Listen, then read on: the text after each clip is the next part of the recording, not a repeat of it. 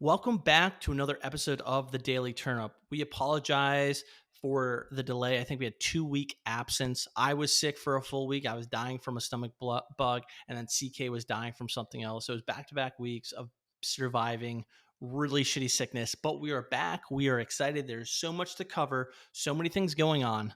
I am beyond excited. CK, how are you feeling today? I'm feeling pretty good. I just finished reading 107 Days by Kamala Harris. So if I sound pretty dumb, it's probably because it was contagious. Oh God, I love it so much. I don't know why I hate her so much. Out of all the politicians. I mean, I do know the reason why, but wow, that is hilarious. BG, how are you doing? MRCK, it's a fantastic day to be alive. Thanks for having me again. It's going to be exciting talking about the topics we're covering today.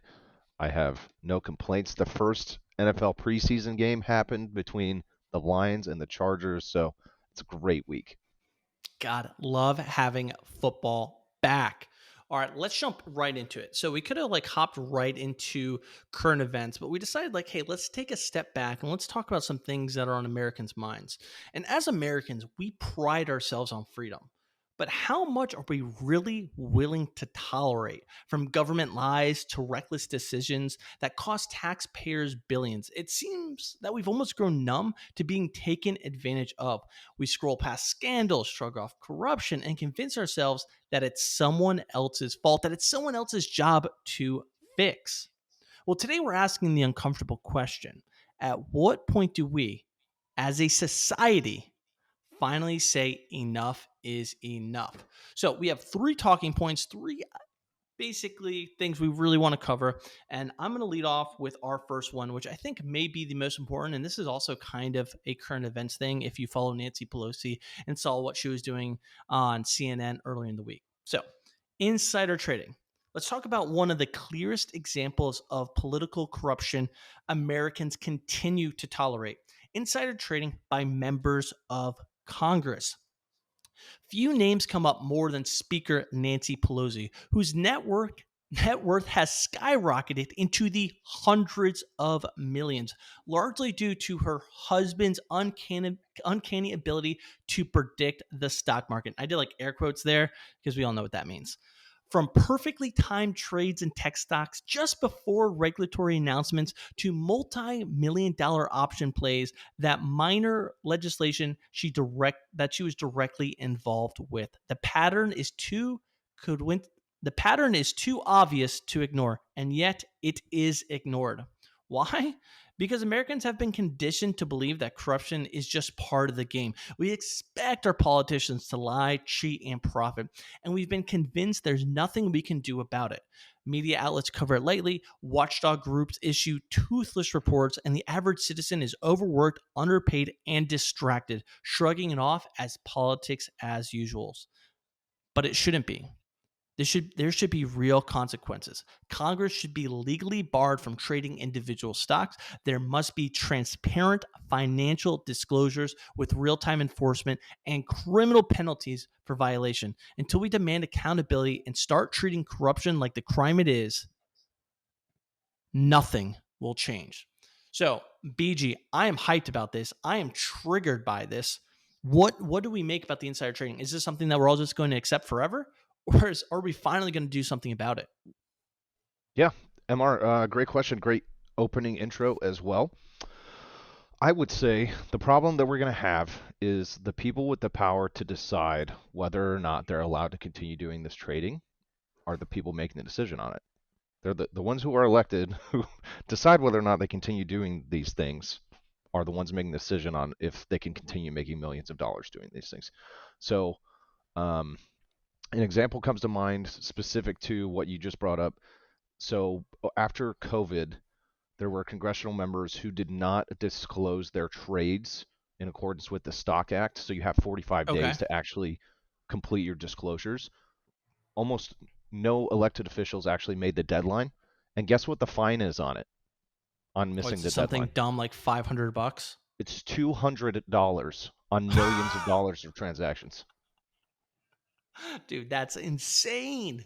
$200. I wonder how many investments were in Pfizer.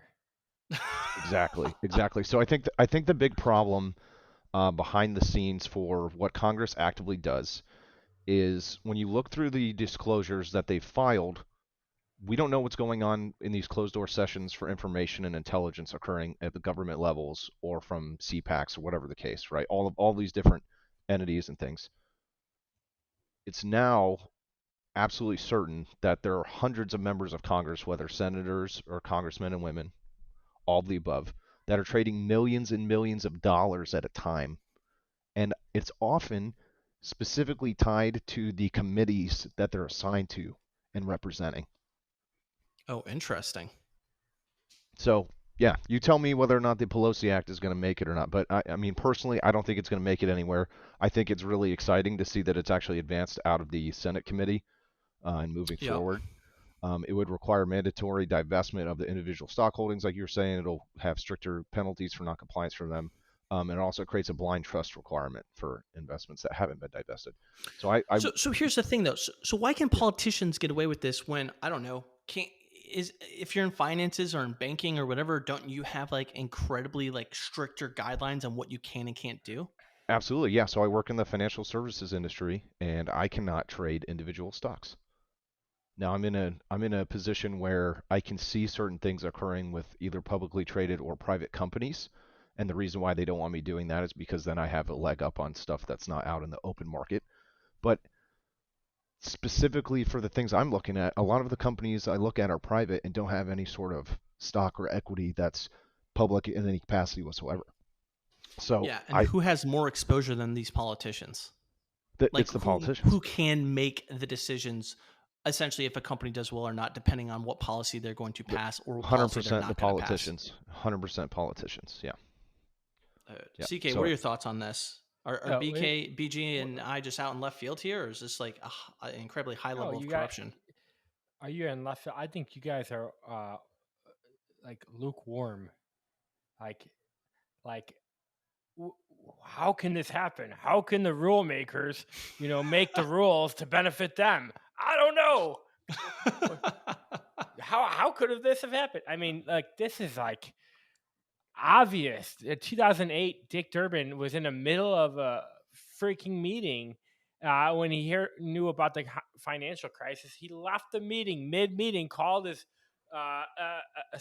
financial advisor, said effing sell everything, and then went back to the meeting. Like, this is not news, and it's not like but to your point, Mr, what like it's the people. Why aren't the people doing anything about it? These guys are liars and they're crooks, and incrementally they have slowly become the worst of us. They've Yep. become Yep. the most amoral, soulless, demonic people, absolute like despicable scumbags that only think about themselves. And what do the people do? Nothing, because there's this tribalism of, oh, the Democrats are evil, the Republicans are evil. No, they're all evil, but people want to make yours. You want to be on the winning team, so you say, oh, that's my guy and he wins. So the other guys are, and then they play games with the stupid bathrooms and women in bathrooms.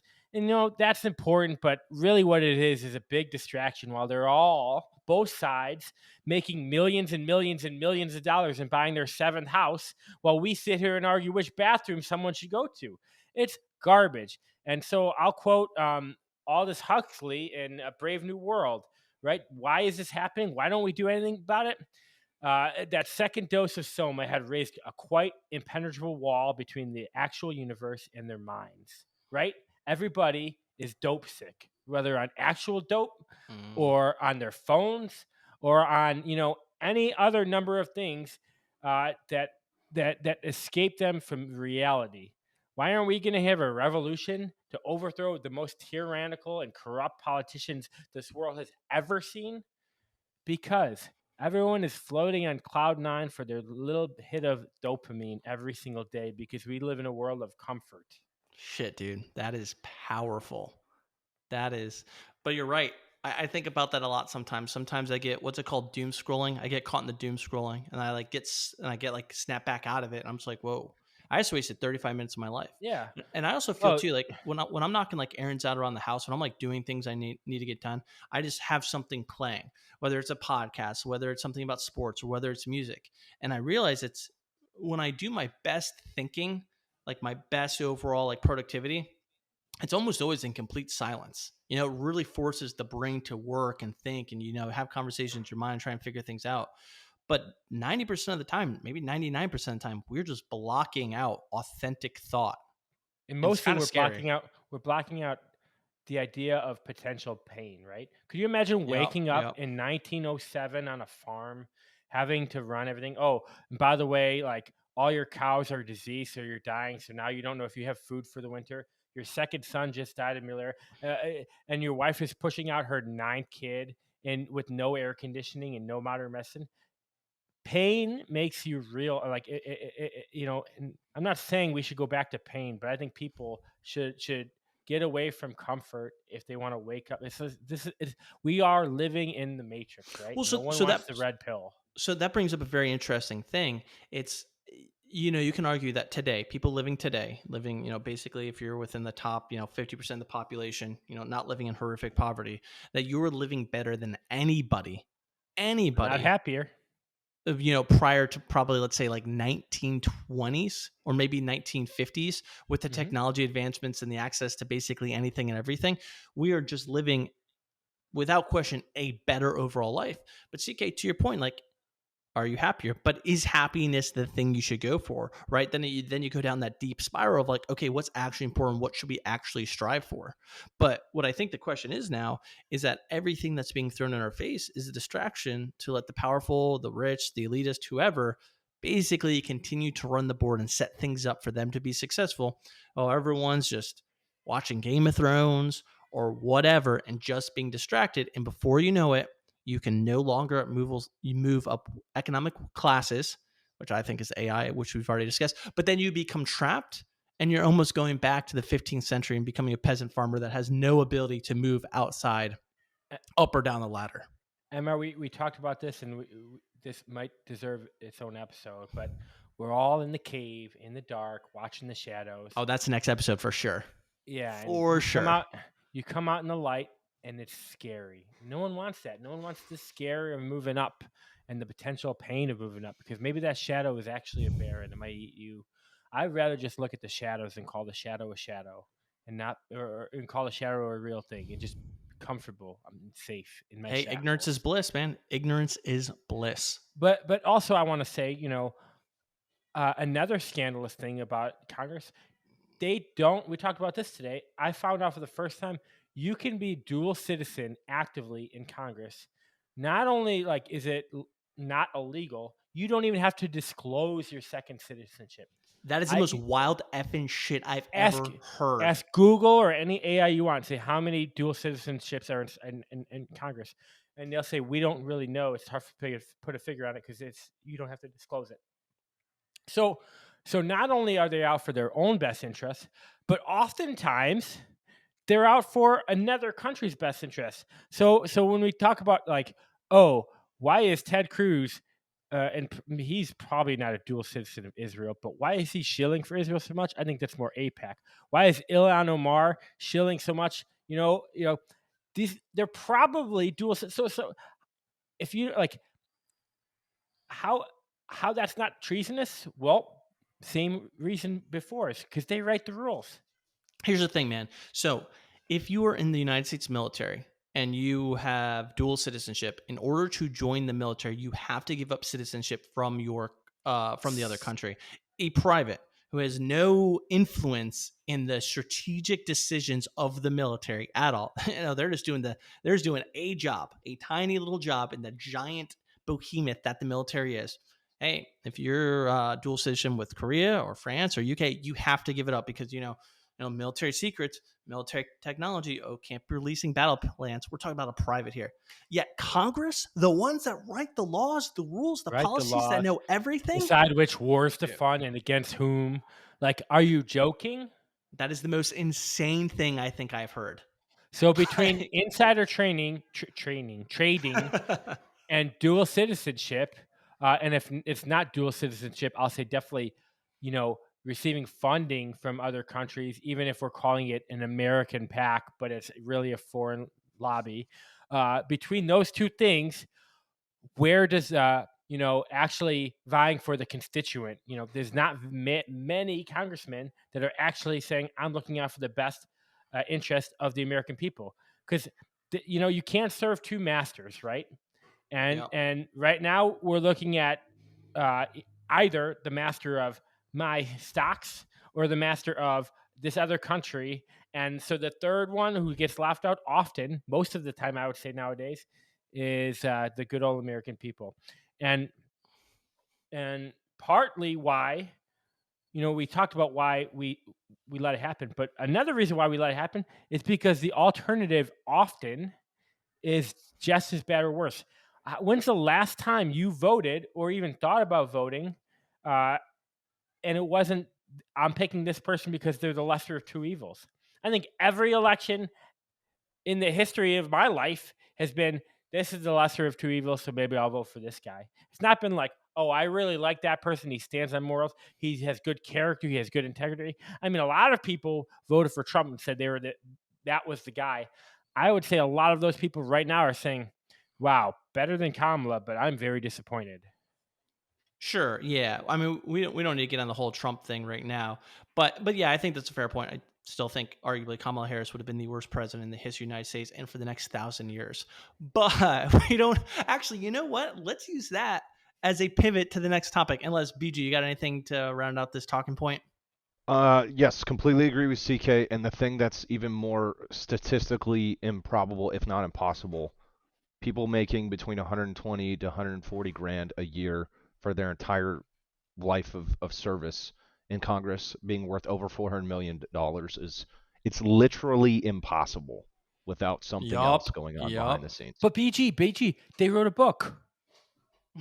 Yeah, that's right. Oh, That's they right. do all these guest speaking, It's right? all based Speaking on guest They at get speaking these, and $100,000. proceeds from they're absolutely. speaking at these places who they happen to, fund money with American taxpayer dollars, and whoa, they get $10 million for speaking there. But wait, why do they ask for donations during campaign season to do the same thing? Speak to the public. What? We need to raise millions of dollars for these politicians to speak openly to everybody, but yet as soon as it's not election season, they demand hundreds of thousands of dollars to speak? Bingo. Just saying.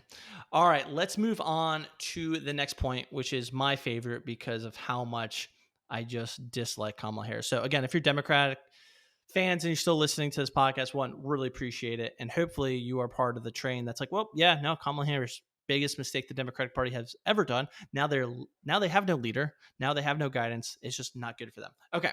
So I want to talk about rigged primaries.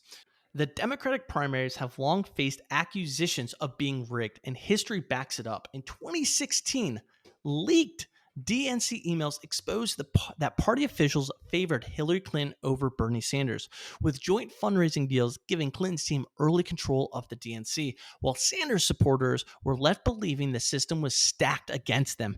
Fast forward to 2024, and Kamala Harris became the Democratic nominee without a single primary vote, securing nearly every delegate in a virtual process after Joe Biden stepped down. For many Americans, this feels like the highest level of political corruption, where party insiders and backroom deals decided the outcome, not the voters. Yet we tolerate it. We shrug it off as politics as usual because we've been conditioned to believe nothing will change. Real reform would mean banning superdelegates, outlawing insider party deals, and demanding that every delegate is earned by actual votes, not by the will of party elites. So, CK, I am obviously probably, this might be my most passionate thing. I think just how corrupt the Democratic Party has become to do this with Kamala Harris. I actually think it's borderline treason. To just basically implant her without a single vote, without a single American voting for it, I think it's horrible.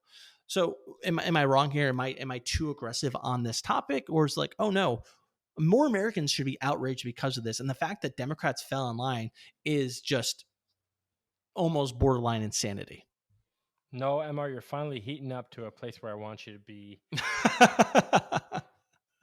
and and I like all of the topics we're talking about today. I think are symptoms of the root cause and the cause, what is that? It's that the politicians don't actually care about the people. They don't care about you or I, and they really, I don't even think care if they win or lose. I think a little bit it matters, but what they really couldn't have is having the wrong person win. So Isn't that Donald Trump and Elon Musk teaming up, though? Isn't that how yeah, you're going to take down the oligarchy? yeah, Or is that all just a lie? a lot of people thought so. Lots of people are thinking so now. But Wh- but for sure, most Democrats would rather have, sorry, some Republicans would have rather had Kamala Harris than Donald Trump win. Just because it's a puppet, it's just an easy person to control to maintain the status quo. That is better than whatever Donald Trump could bring. That's the mental justification for rigging the primaries. Yeah, and I'm losing my train of thought, but really, if I'm like doing this, most of these people are they're not a servant to the constituents, the voters. They're a servant to the lobbies who are paying them, and a lot of these lobbies are paying both sides. Yep. So Yep. they don't really care who wins. They just, as long as their planted candidate on either side wins. So big pharma, big food, the military industrial complex, so Northrop, Raytheon, Lockheed, they could care less if a Democrat or Republican wins, as long as the war's still going and the vaccines are still getting pumped out and the 17,000 brands of cereal are getting pumped out with chemicals and blah, blah, and no one's going to interfere, right? Because guess what? Have the policies really changed from Obama to Bush to Biden and a little bit mostly to Trump? Have we still gone to war? And then when one war ended, did the next war start like within 6 months? Right? We got out of Afghanistan. We were already in a war. So did So- anything actually change? So the real war begins when you have the 5 candidates on each party and they do their internal, primaries. We're talking at the Senate and congressional level, right? Just like they do in the presidential level when you have 20 candidates up on stage. You're like, oh, who do I like? It's not even about who's up on stage. It's about making sure the person on stage is someone that you back. So if they're not being backed by one of those big groups, pharma, food, whatever, then they never get on stage in the first place because they never get any backing, they never get any fundraising, they don't get anything. So even by the time you get your 20 candidates to choose from in the primaries, whether it's at Senate, Congress, or presidential, it's already too late. Exactly. Tulsi Gabbard famously ended who was it, Kamala Harris's run. Was that 2016 or 2020? Oh, yeah. No, that was 2016. No, that was 2020. Yeah, that was 2020. She absolutely embarrassed her on stage. I think it was 2016. Oh, was it? Okay. Yeah. Maybe I'm wrong. It doesn't matter. Anyways, yeah. Hillary Clinton too. They didn't like that. Then all of the news starts running. Tulsi Gabbard is a Russian plant, yada, yada, yada. And guess who wasn't invited to the next debate? So Tulsi. it's not about who wins. It's about making sure the people that aren't supposed to win don't even compete, right? Yep. And that's because the wars need to continue. The vaccines need to continue. The everything needs to continue so that all of the powers that be can stay in power. So let me ask you this. Is there any hope then? Because I think a lot of people thought Elon Musk, hey, he's the richest person in the world. He has a lot of influence, or at least a lot of money. And he doesn't play by anybody's rules, but his own rules and what he thinks his moral justification is. And granted, you can agree or disagree with the things that he does. But remember, at one point, he was beloved by the Democrats, right? Beloved, treated as a hero with the electric cars and space rockets and all that. And as soon as he backed Trump, the narrative completely changed, right? So if you are to break the system, change the system, give hope back to the people, would you need an Elon Musk type of individual that has so much money? Or did Elon kind of fail and he should have built a coalition as well so he had more support and he wasn't off in left field regardless of how rich he is? No, Elon Musk, he was supposed to be the change, and Trump was supposed to be the change.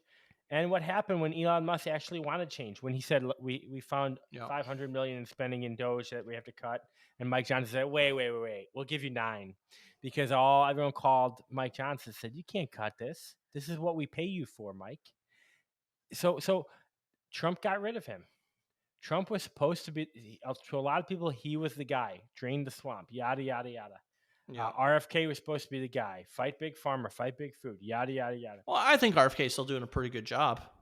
He's fighting a losing battle. He has no support. If Trump's getting rid of Elon, right? What support does RFK then have? If What Elon's going to support? get the boot, But I mean, he was supposed to drain the swamp of all this. He hasn't done anything for that. Didn't he just? I think he just said all of these vaccines are safe and effective for kids. I think he labeled anti-Semitism as a health crisis. Like all of these little stupid talking points that me I as didn't a send you voter, that. I'm Yeah. thinking you're a shill for the lobby, just like everyone else. You're not speaking truth to power. You're just going out for whoever's donating to you. He's doing all of those things. He sounds no different than the last 10 guys in his seat. I don't know. He banned some food dyes, and Yeah, every once in a while they throw a bone, but we're talking about, no, I'm serious. We're talking about major change, right? Because if we're talking about the Democrats running things without primaries. We're talking about like really deep-seated corruption. Like you throwing me a bone isn't going to fix that problem. I need real, substantial change. I need someone to go to war. You're not going to war. You're throwing me like these little pennies and saying, "Here, chew on that. That's all you're going to get." Yeah. All right. BG, before we switch to our final topic, got any thoughts on this? Yeah, I completely agree with CK's assessment. I mean, the what you got to remember about the DNC is up to this point, they're still backroom endorsing heavily favoring establishment candidates in every capacity. Yeah. And the way that you can tell that that's the case is any progressive who goes up against the establishment candidates, even if they're actually polling in the double digits, are not making it, right? Even if they're raising grassroots money, the media and everything else behind the scenes for the DNC is still echoing whatever the party line requirements are. And I wouldn't say it's rigged, but it's kind of rigged, because if you're not the chosen favorite of the party elites, you're basically running uphill against the wind, and it's raining, and the DNC saying, "No thanks, fam." That's how I And look you're at it. charging a machine gun nest, and they're firing bullets at you. BG, I know you hate the guy, but I mean, look no further. Zoran Mamdani. I mean, he beats Cuomo fair and square pretty handily in a primary. He ready to go against maybe one candidate, Eric Adams. And you know what they tell Cuomo? You know who the powers that be, the big donors say? You're running again because we're going to take votes away. And I don't care if Eric Adams wins or you win, but one of you is going to win. Because I own both of you, so I don't care which of you wins, as long as he doesn't win, because he's not establishment. Right, exactly. And I wonder how much money he's being thrown to try to win in this endeavor at this point versus it being actual voter connected winning. Yeah. Because the voters have spoken. He lost in a primary already. Yep, and he's still running again. All right, let's jump into our final talking point, and this is CK's favorite, Epstein. So, still talking about that guy? I know. So this is probably the first time where I was wrong. It's funny. Like a few episodes back, I was like, why are we still talking about Epstein? This is a dead story. And then literally the next day or the next few days, nothing was bigger. So that's on me. So Jeffrey Epstein is the scandal that refuses to die. And CK is one of the reasons why it refuses to die. Yet somehow the truth has never really come out. A convicted sex offender with ties to presidents, billionaires, and global elites, Epstein was at the center of a trafficking operation that clearly didn't happen in a vacuum. His suicide, air quotes over here, in a high security federal jail with cameras mysteriously malfunctioning and guards being asleep left Americans with more questions than answers. Yet years later, the full client list remains hidden. Trials are limited to minor players, and the powerful people who enabled him still walk free. We tolerate this because the media distracts, the government stonewalls, and the public has been conditioned to move on to the next headline. Real accountability would mean unsealing every record, naming every client, and proving that no one, no matter how rich or connected, is above the law. CK, how long will this story go on before it's buried? I know they're already doing some things with I'm going to mess up her name, but Giselle Maxwell, and they're thinking about releasing her and waiving all the convictions against her. Obviously, Epstein didn't kill himself, right? He was killed to silence. So, how much longer does this story go on, and will that list ever come out? I believe for many of the MAGA base, I'll say enough of the MAGA base, that this is the hill to die on, and it will go on as long as it needs to. And I think you can kiss the primaries in the 2028 election goodbye, because I don't think the MAGA base is going to go on and vote for Kamala or Gavin Newsom, but they're not going to vote. And Trump, Trump, Yep. J.D. Vance, or the Republicans, they can't have a poor turnout. They can't have. They need the same fervor they had during 2024, where Trump pretty much got 80 million votes to win, and that will not happen when everyone thinks that Trump is either involved specifically or is covering up for whoever is involved. It won't happen. And there's there's also too many coincidences happening, right? And mistakes being made, right? Bondi might go down as the dumbest political figure who ever. She like for the cover up job. She is like, I could have covered this up better. I mean, I could, I could throw a blanket over this and say, "Don't look here," and that would be a better cover-up job. She posts a freaking 12-hour video of the jail cell. Oh, but by the way, there's a missing minute. Oh, also behind the minute, the metadata says this thing was edited 4 different times and 4 different videos or slices. Oh, and that's not actually the door to his cell. That's just the door to the block. And many people are coming out saying there's other accesses to the cell. Oh, and the cell itself, oh, those cameras are down. Oh, and his cellmate, he just looks like he looks like my AI avatar in our podcast, but stronger and angrier. And he was an ex-cop, and like all of these coincidences. Oh, and Pam Bondi, by the way, said the files are on my desk. Oh, but those aren't actually files. They were just random videos of child pornography, but nothing to do with the files. But I said these are the files. What are you talking about, Bondi? And then you could, at least the Democrats were smart enough to fire their fall guy when Cheadle, the head of the Secret Service, botched the whole story of Trump's assassination. At least they were smart enough to question her, make her sound like an idiot, and then fire her and probably move her to some cushy job for taking the fall later. Bondi, yeah. Trump's like, I'm loyal to Bondi. What? It's like, at least, like, you could probably win half your base back by just saying Bondi botched this up. I'm firing her. She's an idiot. Next. But like, you won't even do that. So like, you're obviously covering for either yourself or other people or both. It's just, you can't. There's no 2 ways around it. Who do I believe? You are my my lion eyes. Like, it's just, and like I keep shouting this, the Joe Biden and Kamala Harris gaslighting of nothing to see here. Joe Biden is the best he's ever been. Kamala Harris is the smartest candidate ever. People see right through it. And you're racist or blah, blah, blah if you disagree. There's nothing to see here. Like, don't call me stupid to my face. I'm not an idiot. Like, you are hiding something.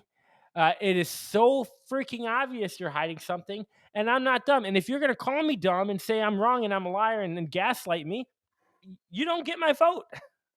Yeah. Oh, and then on top of all of that, you have you have the Charlie Kirks of the world, the influencers saying, Trump says there's nothing to see. There's nothing to see. There you have it. I'm tired of talking about this.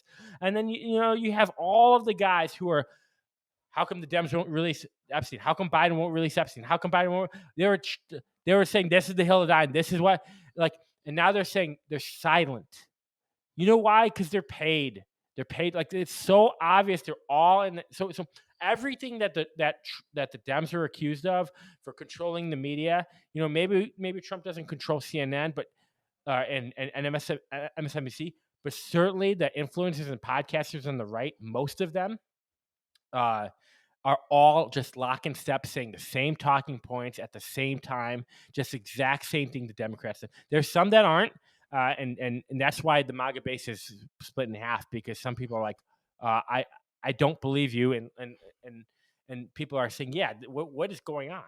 So yeah, I mean, I feel like we're beating the dead horse, but I feel like this dead horse has to keep getting beat, and like people are going to beat this horse until we get results, and we may never get results. I think they will rather go down with the ship, because if it were you and you were raping little kids, I'm not like MR, would you rather lose office or let everyone know what actually happened? Yeah, CK, I don't think I can say anything that you just said any better. That was an intense 4 or 5 minute rant of just pure passion and trying to hold people accountable. And so clearly, it didn't happen under Biden. It hasn't happened under Trump. Both parties are obviously implemented at a high level. A lot of elitists, thank you, implicated at a high level. People are right on both sides. It doesn't matter, right? So no party is going to release. It doesn't matter, right? The Republicans already said, oh, once we're in office, we're going to release. Well, now the Democrats are saying, we'll release it right now. It's all lies. It's all a mirage. It's nothing more than that. Anyone that believes what any politician has to say right now or in the future is an absolute idiot for believing the politicians. They are going to lie to your face and continue to lie to your face. And you should not believe a single word they say until those files are actually released. The moment those files are made public, just assume you're being lied to and you're being manipulated, and they think you're an effing idiot for believing them. And then you have a guy like Dan Bongino who maybe actually, almost had a guilty conscience enough to say something, and he tweets out this cryptic message like, what I've seen has shocked me to my core, and like made my like blackened my soul just by looking at it. And then just like, wait, what are you talking about? He's like, no reply. Like, what? Yeah, because what happens? They show up to his house. You think the deputy director of the FBI or whatever his official title is of the FBI, you don't think there's more people powerful than him? You don't think they're sticking the CIA on him or whoever? You don't think they show up at his house in the middle of the night and say, If the hey, British I'm gonna murder your whole family? monarchy and Trump and the Clintons and all these other powerful people are in on it, yeah, they're not going to let Dan Bongino let the kingdom come crashing down. Exactly. Tweet. They showed up at his house at 2:00 in the morning, and they're just like, bro, do you want to expose the truth and have no one believe you because we're going to bury this so hard and say, hey, he was a drunk this whole time. He was pill popping. Yeah. He has no credibility. And then he died And in also a suicide with his family. You'll die. Your kids will end up amnesty New Island and yada, yada, yada. Exactly. Yeah. You can silence anybody. I don't care how righteous or powerful you think you are. You're going to get silenced. So my point to this is, right, so history has shown us, right, that America's greatest change has always come when ordinary people finally said enough, right? It is the mass and the numbers. Whether it's the Vietnam protest, and we can have a debate whether those protests actually helped end the Vietnam War. I'm on the side when you have millions of people protesting and fighting, it actually made a difference. Then when you fight segregation with, Martin Luther King, it helped end segregation. And then you have the women's suffrage movement as well. So there are very specific things that happened within the last 100 years of where, ordinary people stepped up and fought against the status quo and got the change that they wanted. I mean, shit, you can even bring in the Civil War and how it broke a country in two. Yes, I know the Civil War didn't happen to end slavery, but that was an end result of it. And obviously slavery was the main reason why the Civil War started. And so what I want to ask you guys is, what is the breaking point where we have our Vietnam protests, where we have our Martin Luther King, where we have our women's suffrage movement, where we have, the Civil War? What is that step, and what is it going to take in order to take those steps to demand and achieve real change? BG, I'll let you start. MR, it's a great question. I don't know. Point blank, don't have I thought maybe it would start snowballing after the whole No Kings protests, because one of the things I was going to talk about later from an economics perspective was the fact that Trump fired Dr. Erica McEnteffer, which is crazy. I mean, this is just the level of things that DJT is doing now that, effectively said weren't going to happen under his type of presidency are all coming to fruition. So Yeah. I think the scarier thing is the fact that, what you just alluded to is the fact that there is a black box that's controlled by BlackRock and Blackstone, all these massive private equity companies and whatever else, CPACs, insert here, right? They have all of this power and all of this money to change the outcome regardless of what we would want to see happen with these files. Because ultimately, they're just going to hide all the people that are actually implicated with Epstein. So I don't see there being a point where even both sides of the aisle being upset about this enough actually changes anything. I think if anything, it'll take something like the party that Musk is trying to start somehow having its own independent capability and maybe making some headway in follow-on elections from now. But you got to remember how expensive politics is as an industry. He makes any right? headway, he gets killed. It doesn't matter. Yeah, no, exactly. That's my point, right? It's just not an easy thing to do. I mean, it ultimately would require like a factory reset button for the United States, unfortunately. So I just don't see that happening. No, I don't see it happening. And you know what? So. You know what their play is. I'll tell you what their play is, and their play that will probably actually work. They're just doubling the dosage of Soma. So they recessed for August, and you said we'll deal with this and we'll come back. You know what starts up when they come back? What's that? Football, baby. The guess what's great gonna be on the headlines? distraction. Yeah, you got football now. Everyone's drinking their beers. Who's talking about Epstein? The Bears are on. Yeah, it's that entertainment, man. It's that dopamine that we were talking about at the beginning of the episode. So And it will probably work. So we're probably a long, long ways off from real change happening.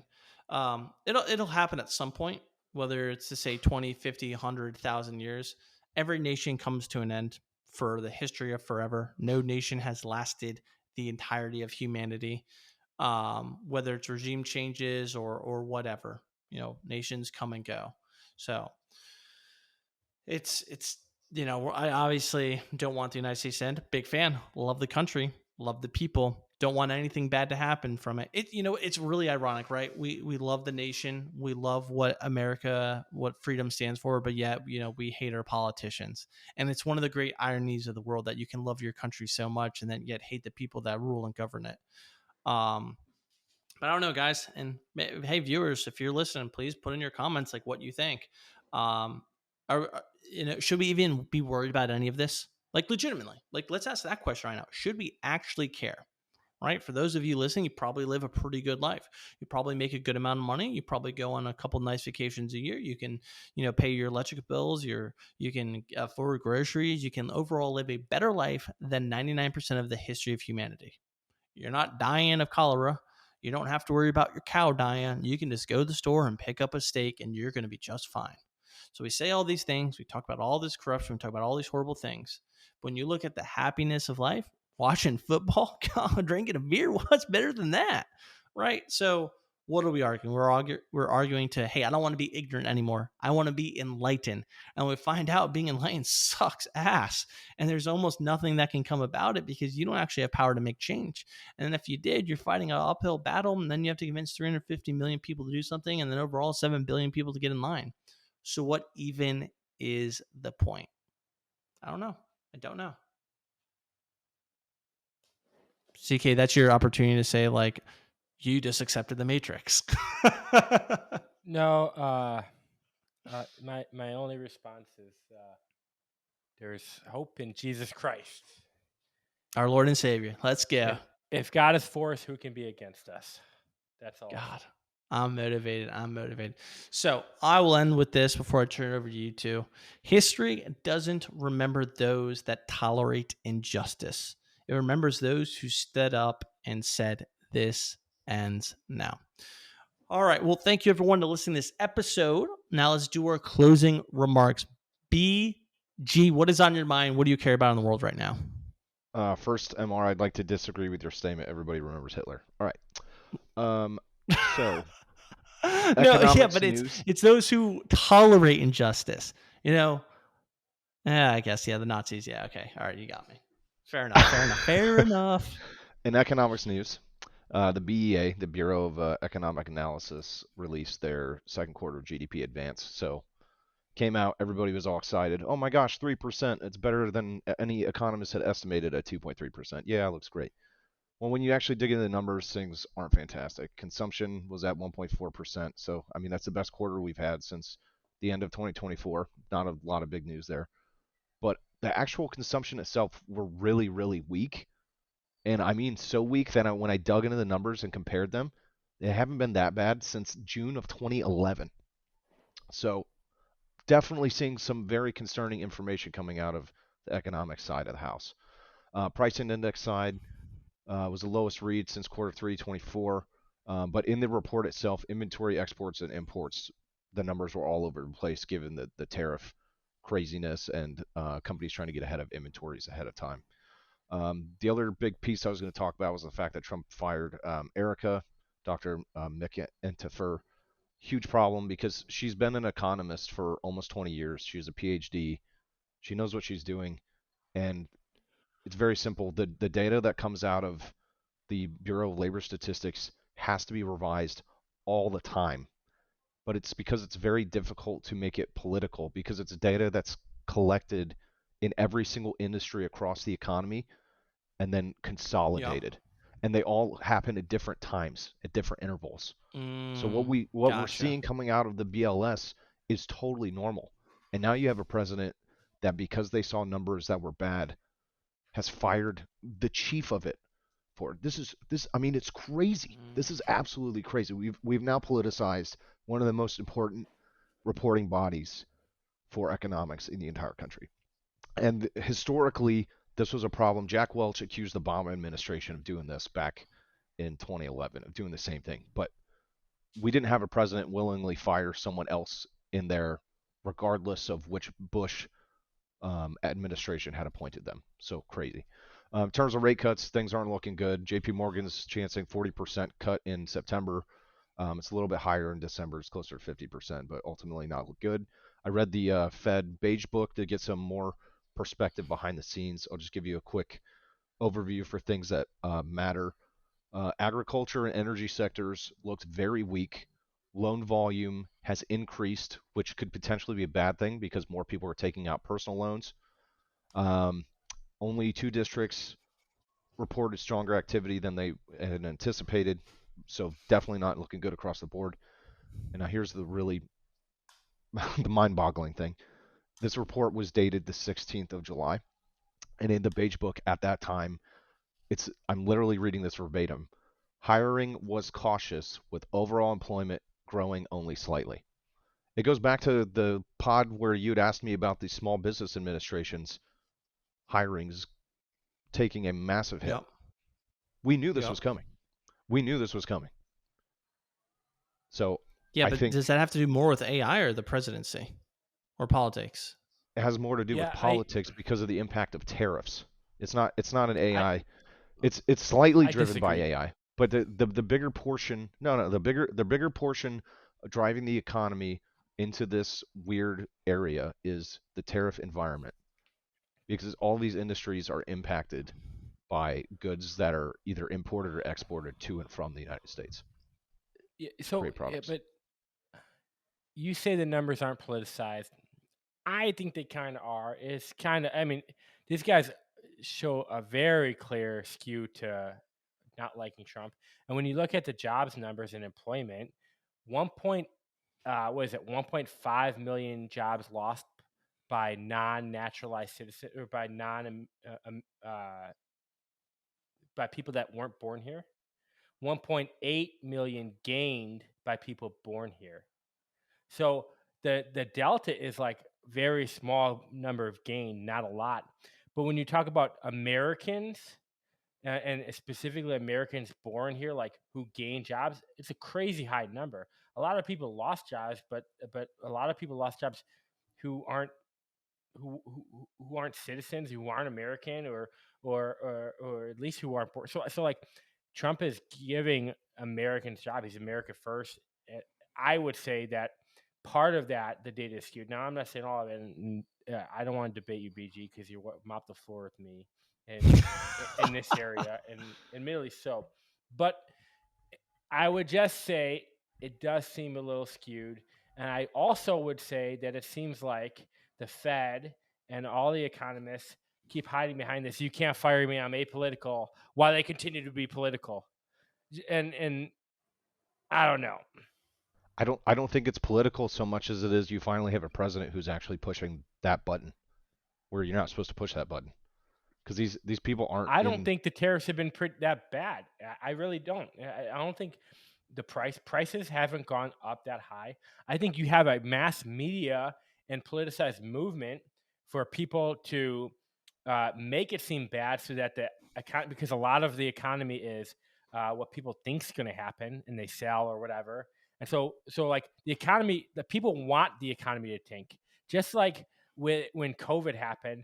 They shut everything down so that the economy would tank, so that they could blame Trump for the economy tanking. That is definitely, people don't want America to thrive under Trump. They want it to tank so they can say Trump tanked the economy. But I don't think tariffs, especially when you look at prices, the prices have not changed significantly. But I really haven't noticed a price change. We haven't. It's because we don't have the data to determine whether or not that's actually the case or not. I'm just saying through my normal life, doing and buying things, I haven't noticed a single change in my life. That's great. Rising cost pressures are not expected to persist until late summer, meaning that we won't see the actual impacts. It is late summer. No, it actually means fall. That's what that means. If someone says late summer, they're actually talking. They might as well say fall then. They've been saying 3 months, and they all push it. What I really think is happening is that there's a mass movement to try to get people to think it's crashing, so that everyone makes moves like the economy is crashing, so they can say, "Hey, the economy's crashing." I mean, I don't think everyone's doing that, but I wouldn't just say because they're economists and because they work for the Fed, they're apolitical. There's definitely some that aren't. I do think AI is a massive player. Like when Microsoft had its best earnings and yet fired like half its people, I'm telling you guys, I think AI is the biggest thing that is going to happen in our lifetimes, and it's going to change absolutely everything. We just spent an entire episode talking about, hey, what's going to change politicians? What's going to change the landscape? What's our women's suffrage movement, right? It is AI. AI is the great equalizer. It's impossible to predict. But yes, I think AI is going to take so many jobs that it's... I know we don't have to get into it. That can probably be next episode, but shit, guys. Shit. We are almost at an hour, so shit. All right, CK, what are your closing comments? Try and keep it under like 60 seconds.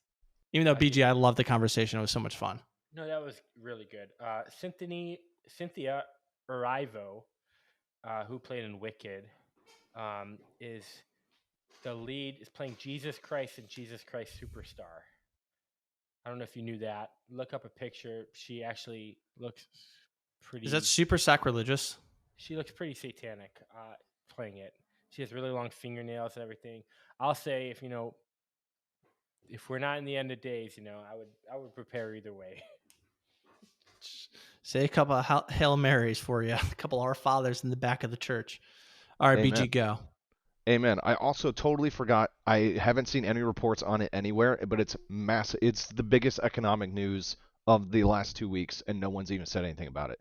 Fed Reserve Governor Adriana Kugler is set to resign on the 8th, meaning that Trump will now have the capability to appoint someone else into the Federal Reserve System that's a MAGA homie. BG, it doesn't matter because they're apolitical. I'm just kidding. I think that's a totally different scenario. I was talking about the economists. Anyway. No. Oh, well, everyone, thank you so much for listening to another episode of the Daily Turnup. We appreciate your support so much. Please like, share, subscribe. Please tell everybody you know about this episode, about the podcast in general, and please check out our Patreon page. Please help keep this podcast up and running. My closing comments, Just watch the episode and tell your friends. Well, thank you so much, and we can't wait to talk to you next time.